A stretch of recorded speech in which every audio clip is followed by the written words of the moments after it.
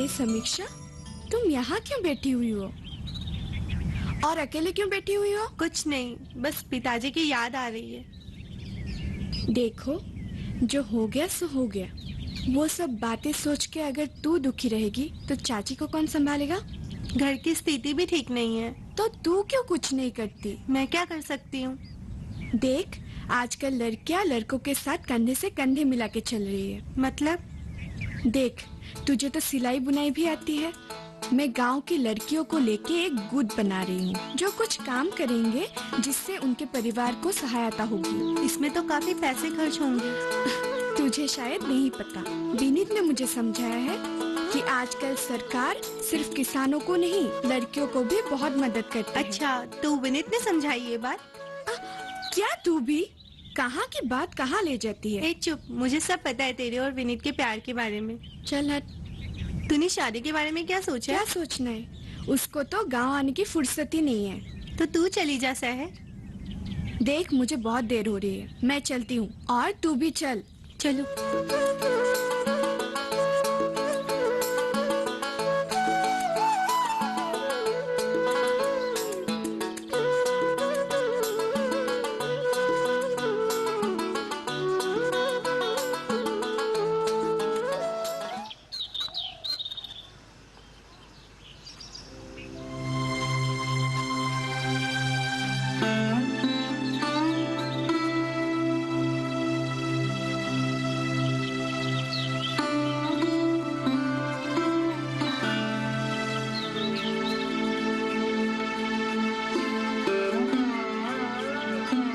कहाँ जा रहे हो तुम लोग? नमस्ते मामा जी।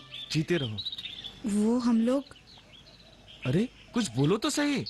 वो मामा जी, हम डाकघर जा रहे हैं। क्यों? इसकी शादी के लिए कुछ पैसे जमा किए थे, वही निकालने जा रहे हैं। ऐसी क्या जरूरत आन पड़ी जो तुम्हें डाकघर जाना पड़ गया? वो आप इसी से पूछ लीजिए। इतनी पैसों की क्या जरूरत है बेटी? वो मामा जी। देखो बेटी, तुम्हारे पिताजी ने बहुत मुश्किल से पैसे जमा किए थे। उनका सपना था कि तुम्हारी शादी धूमधाम से हो, तुम एक गुड़िया की तरह घर से विदा हो। वो मामा जी, आपको तो पता ही है कि पिताजी चाहते थे कि मेरा भाई पढ़ लिख के डॉक्टर बने। वो तो है, पर अब क्या फायदा इन सब बातों का?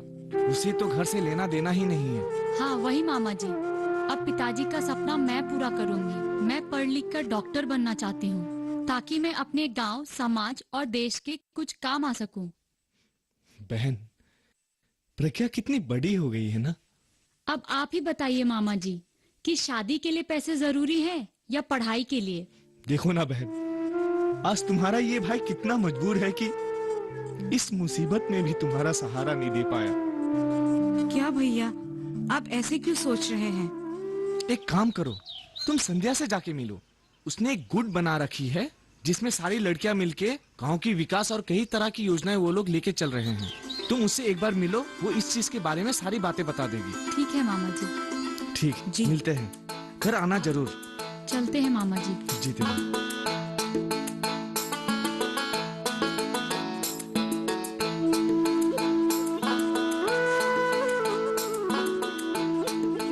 प्रज्ञा, अरे संध्या, हम तुमसे मिलने आ रहे थे। अच्छा। जीती रहो। कैसी हो तुम? मैं ठीक हूँ, आप कैसे हैं? मैं भी ठीक हूँ। और तुम्हारी परीक्षा की तैयारियां कैसे चल रही है संध्या? बस चल रही है अच्छे से। अच्छा। सुना है कि तुम लड़कियों को लेकर एक गुट बना रही हो जो कुछ काम करेगी। आपने सही सुना। अभी देखिए ना, घर चलाने के सारे दायित्व हम तो मर्दों के ऊपर नहीं रख सकते हैं, उनके सारे बोझ नहीं उठा सकते, लेकिन कुछ हद तक उनकी मदद तो कर सकते हैं। इसलिए मैंने इसके बारे में सोचा। सही कहा तुमने।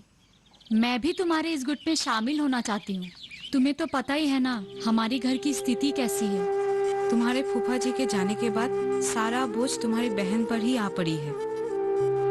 तुम बिल्कुल चिंता मत करो, तुम हमारे गुट में काम कर सकती हो और आर्थिक रूप से अपने परिवार की भी मदद कर सकती हो। साथ में तुम्हारी पढ़ाई भी पूरी कर लेना। बहुत बहुत धन्यवाद बेटी। अच्छा ठीक है, अब आप लोग एक काम कीजिए, मेरे साथ मेरे घर चलिए, वही अच्छा होगा। हाँ हाँ। आइए।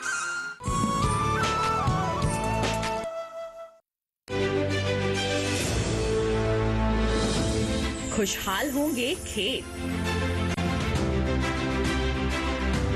पशु भी रहेंगे स्वस्थ। सरकारी स्कीम का होगा लाभ। जब एक्सपर्ट्स का मिलेगा साथ। किसानों के सवाल विशेषज्ञों के जवाब। अब सिर्फ एक फोन कॉल पर। देखिए अपना खास प्रोग्राम। हमारे टोल फ्री नंबर हैं 1800-113060, 1800-113061। हेलो किसान। सोमवार से शुक्रवार शाम 6 बजे सिर्फ दूरदर्शन किसान पर।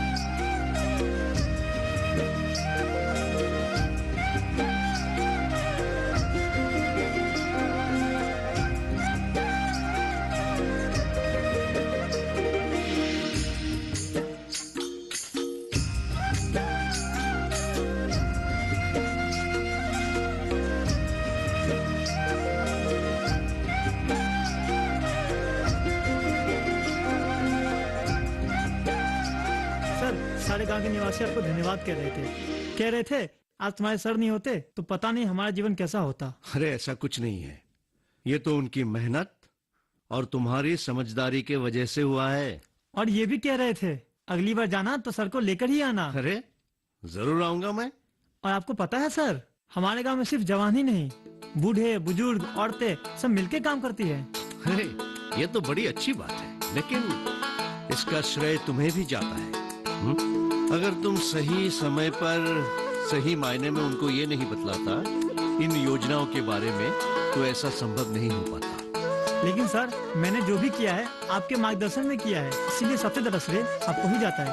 अरे ये तो मेरा फर्ज बनता है सभी योजनाओं के बारे में लोगों को जानकारी देना। अच्छा सर, मुझे देरी हो रही है, मैं चलता हूँ। ठीक है, नमस्ते सर। ओके।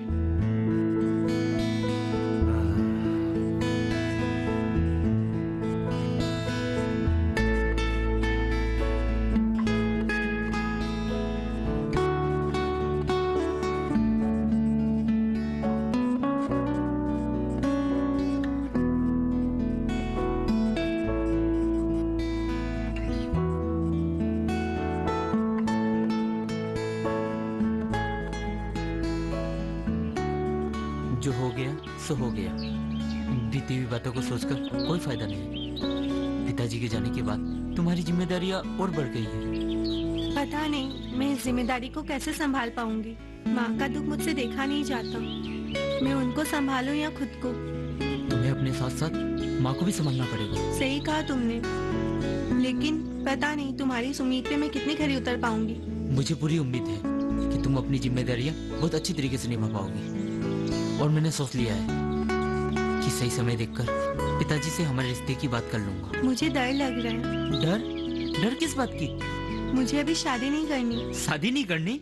पर तुम्ही ने तो बाबूजी से बात करने के लिए कहा था। हाँ, तब की बात कुछ और थी। तब के हालात इतने गंभीर नहीं थे। मैं हालात को समझ सकता हूँ, पर उसके लिए जिंदगी तो नहीं रोक सकती ना।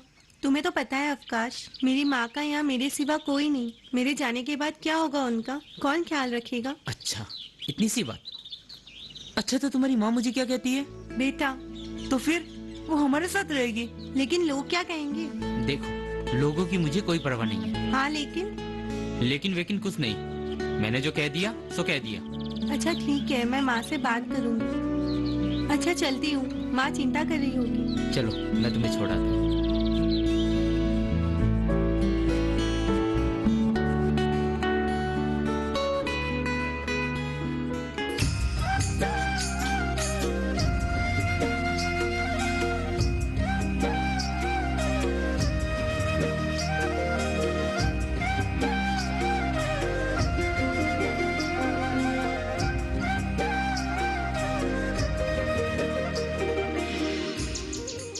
और कैसे हैं आप?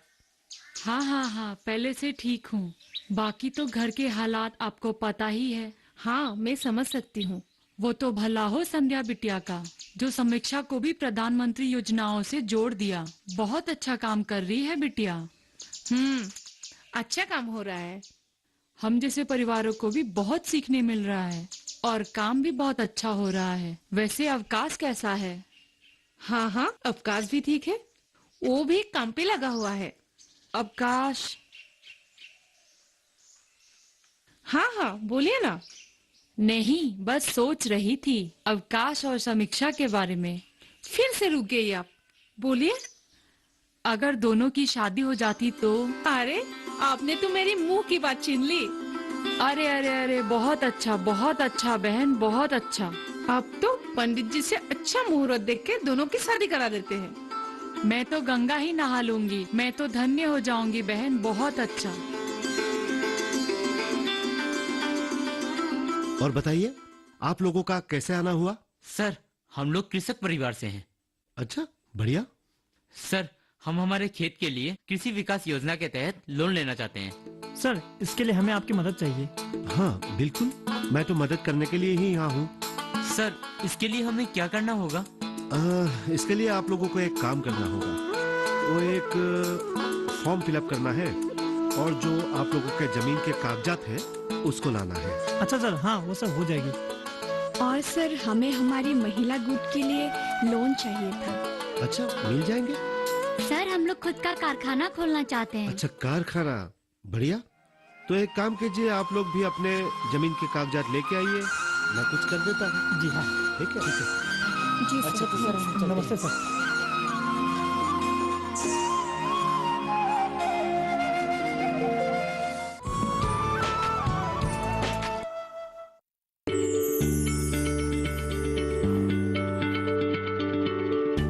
क्या आप किसी बीमारी से परेशान हैं?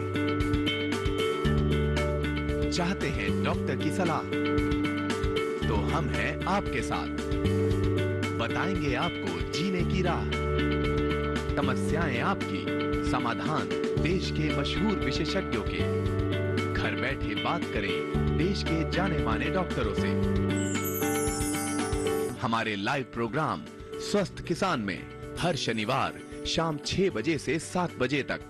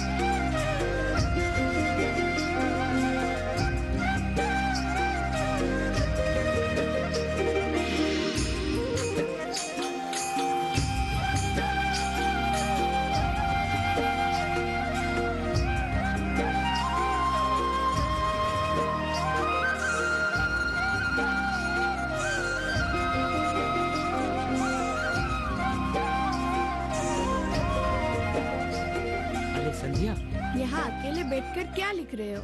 बस कुछ हिसाब किताब। वैसे मुझे बहुत खुशी है कि आज तुम्हारी प्रेरणा से गांव की औरतें काम करने लगी है। लेकिन भैया, सही मायने में इसका श्रेय विनीत को ही जाता है। हाँ, वो तो है। वैसे आज विनीत मिला था मुझे। मैंने जब उसे शादी के बारे में कहा तो कहने लगा कि कोई अच्छी लड़की मिलने से जल्दी शादी कर लेगा। तो आपने क्या कहा? मैंने कहा कि एक अच्छी लड़की तो मेरे घर पर भी है, उससे शादी करना चाहोगे? भैया, आप भी ना। मुझे सब पता है।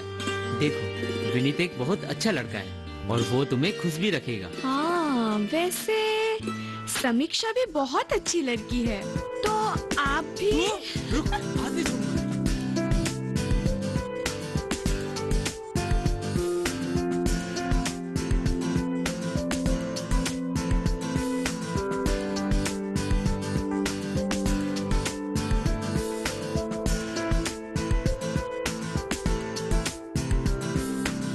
बाबूजी, बोलो। मुझे आपसे कुछ बात करनी है। अरे बोलो तो सही। अब तो हमारे घर की स्थिति धीरे धीरे अच्छी होने लगी है।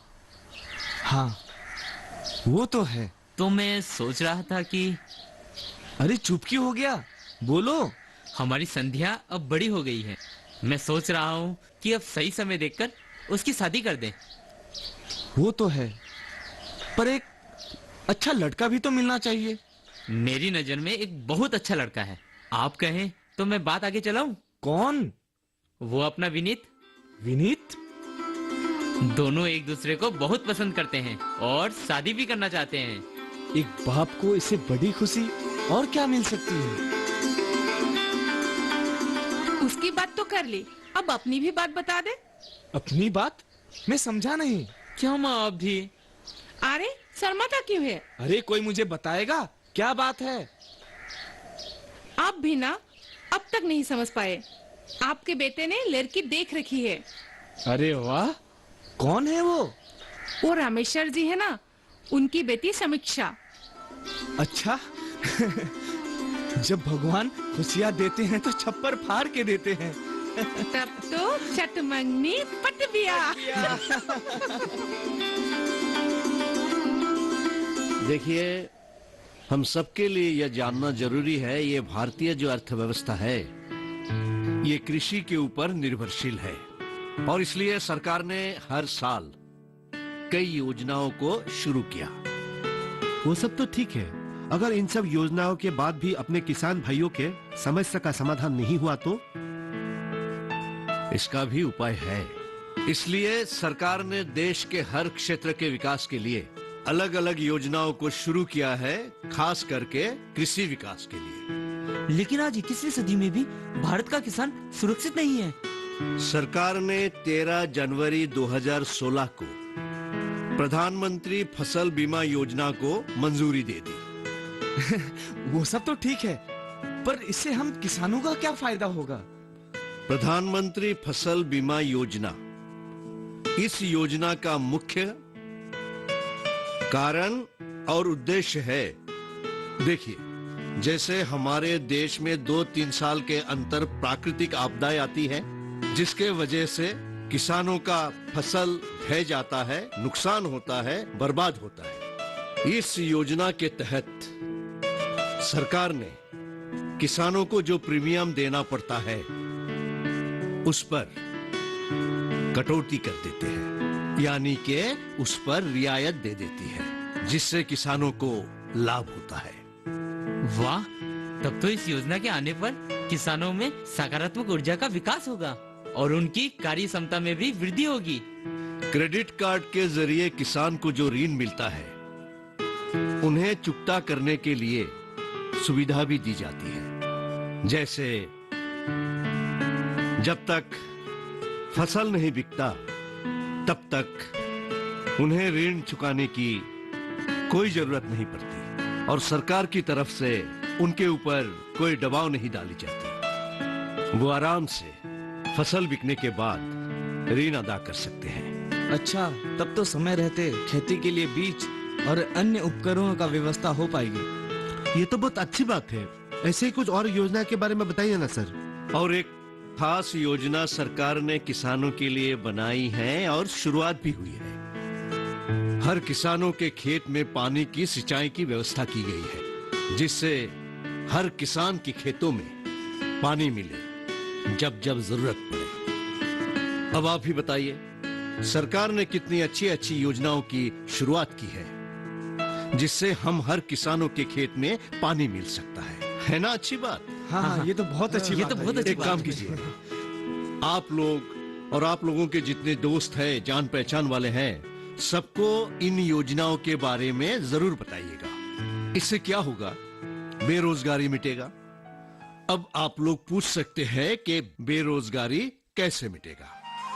जो जवान है, जो बेरोजगार युवक है, जो शहर की तरफ जा रहे हैं, इसके बजाय गांव में खेती करें, बेरोजगारी भी मिट जाएगी। है ना अच्छी योजना?